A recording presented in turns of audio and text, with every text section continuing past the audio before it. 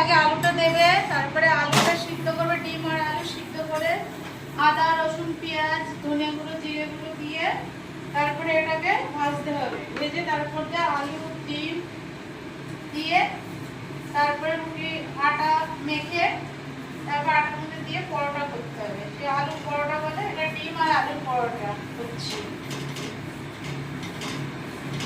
দেখুন ডিম আলুর পরোটা কি সুন্দর হয়েছে, এখন ফুলেছে, দেখুন কিভাবে ফুলে উঠেছে। দেখুন এইভাবে ফুলে যাবে, আলু ভাতে বেলবে তবে সুন্দর হবে। দেখুন পুরো ফুলে গেছে। একটা পুরভরা দেখিয়ে দাও। আচ্ছা, বেশি লং করলে দেখবে না লোকজন। এই যে এইভাবে পুরটা নিতে হবে, আগে একটু বেলে নিতে হবে রুটিটা, বেলে নিয়ে এইভাবে কোট করবে, কোটটা করে এইভাবে